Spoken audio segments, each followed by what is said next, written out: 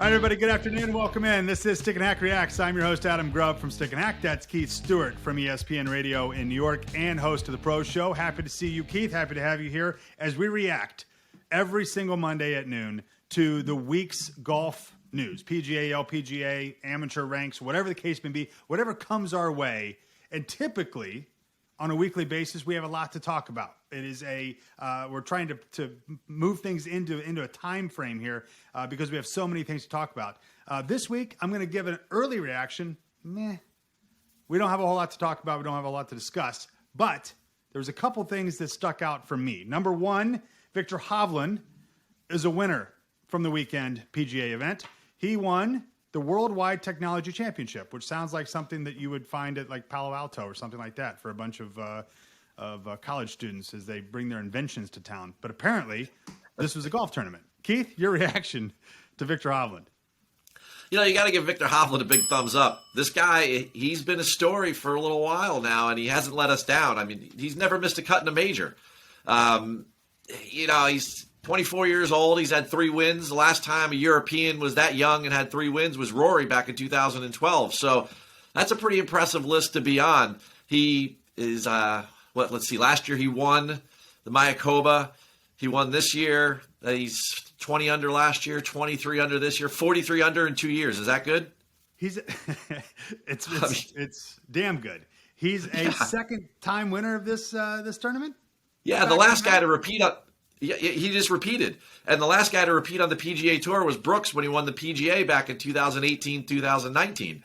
So, I mean, it doesn't happen a lot. And, quite honestly, he's got 3 wins on the PGA Tour: Puerto Rico, Mayakoba, and Mayakoba. So I think he's like the resort king.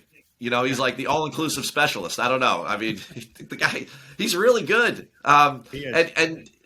Going into the Ryder Cup, everybody said he was the guy that was going to lead the European team. He's going to be kind of the quiet MVP. He comes to these events. He's playing well all the time. He's jumped up to now number 10 in the world. And the way he plays off the tee and the way he putts, I mean, the guy's really solid. There's not much you can say about him other than if you don't like his smile, because he's always smiling. Yeah. So Viktor Hovland, who's always in the conversation too, and you know how I love fantasy golf and how great I am at it. I'm really, really good at it. Victor is always in that conversation, though, because he's steady Eddie, and he doesn't do a lot. There's not a lot of times where he's just not even competing. He just doesn't win a lot. However, winning the same tournament back to back is a pretty cool accomplishment. What was awesome and what was great about the field? Was there anything special about this win, or was it pretty much a wire to wire Viktor Hovland victory? Well, no, it wasn't wire to wire. I mean, Matt Wolff started with the first 2 days leading the golf tournament after 36 holes, and then had a bad Saturday.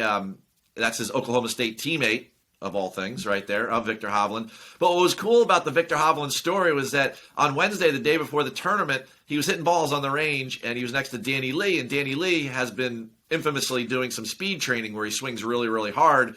Your buddy Bryson, that type of stuff. Yeah. And Hovland said, hey, my driver is an inch longer. Why don't you try to see how far you can hit it with my driver? So Lee swings as hard as he can, and he snaps his driver in half. So the eventual tour winner did it with someone else's driver. He did it with James Hahn's driver, who's another PGA Tour player. He had to borrow it.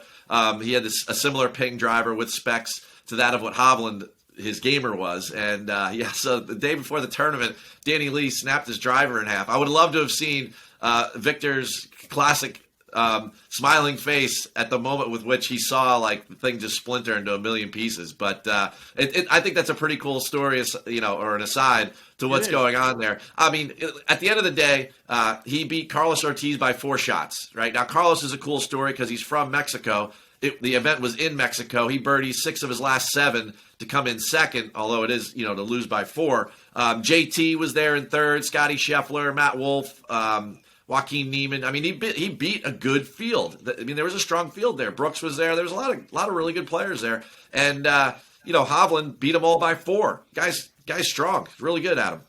Let me go back to the Danny Lee story. Because I actually stopped listening the last 45 seconds of your stats there. Let's go back to the Danny Lee story. So I have a question for you. Was this a stick or hack move from Danny Lee to break a driver the day before a tournament who's your buddy's driver. I mean, put this in real world terms. You're at the range with your friend, and you got member that weekend, and all of a sudden you say, "Oh, let me take a whack at that driver there, Brett," and then you hit it and you break it, and you go, "Ah, shoot, sorry about that." Is that well? As the story, as the story goes, Hovland offered it to him because it was different than Lee's own. I mean, Lee is definitely a stick. He's got back-to-back top 10s on the PGA Tour. But was it a hack move? Or hack move? Stick move because he broke a driver because he swung it so hard, hit the ball so hard, that's a stick. Or is it hack because he broke the thing before a major tournament? Not a major. Well, I got to go stick. Yeah, I got to go the stick route because he did it. It's not like he did it by snapping it over his knee. He did it within a swing, and he swung so hard he just. He probably did Viktor a favor. I mean, there's probably something compromised in the shaft, and he just let it rip. Yeah. Figuratively. All right. Well, that's good. All right, let's go to number 2 here on the Stick and Hack Reacts, and that is the yardage and green books. Now, either A, we are digging deep for news here in this wraparound golf season, or this is a big deal because this is something that's been talked about. In fact, Mike Hembry wrote about it on Friday for stickandhack.com. As well as we're talking about it here on Stick and Hack Reacts. It was fodder for the weekend as well as some of the pros came out and said this is frustrating and annoying. Give us the details of what you know of the rule change for 2022. Yet again, another kind of only affects the pros type rule, but that's who we watch. And if rules came out to change MLB or the NBA, the NFL specifically, it doesn't affect the amateur players on the weekends, but it does here affect the pros. Tell us about the green and yardage book ruling for 2022 and your reaction specifically, as that's the name of the show. Yeah, my reaction would be meh. A lot of people think that removing these things is going to put the skill back in the hands of the player, the decision making and the judgment calls are going to rely more on the player caddy team. It's going to speed up play.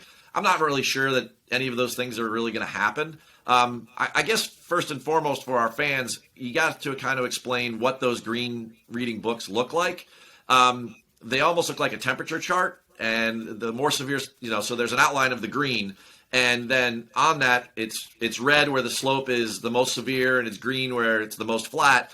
And there's degrees in there, and kind of gives the person who is reading the book and then reading, and then assessing that and then comparing that to the green, how much break there is based upon maybe 1 degree or 3 degrees of slope. 3 degrees would be a lot, but so overall, things have kind of grown into this world where guys do practice rounds and they walk out with their own TrackMan and they measure every shot on the golf course. So obviously this is akin to very much your Bryson DeChambeau's of the world. And he's a very avid Greens book reader.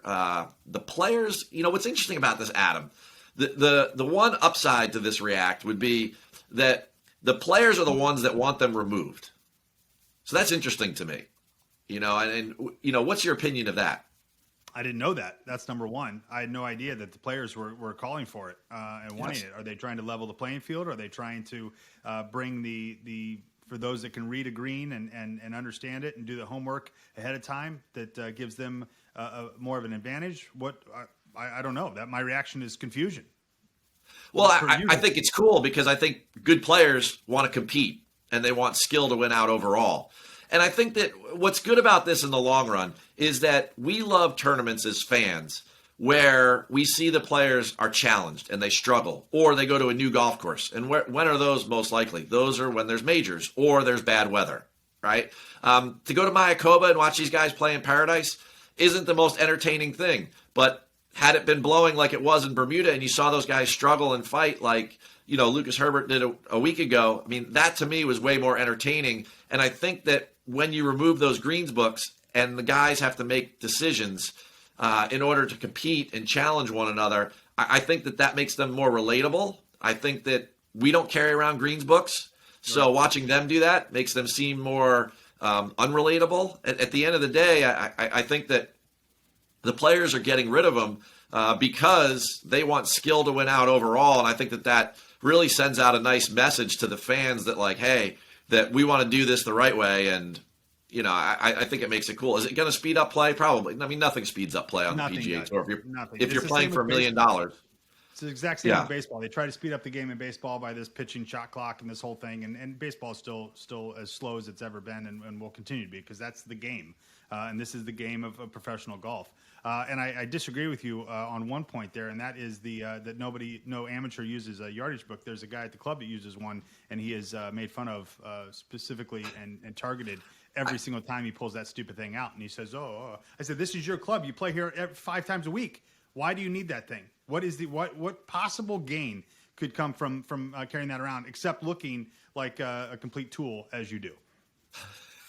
Well, I mean, yardage books aside, they're still going to have yardage books. It's just the green reading charts.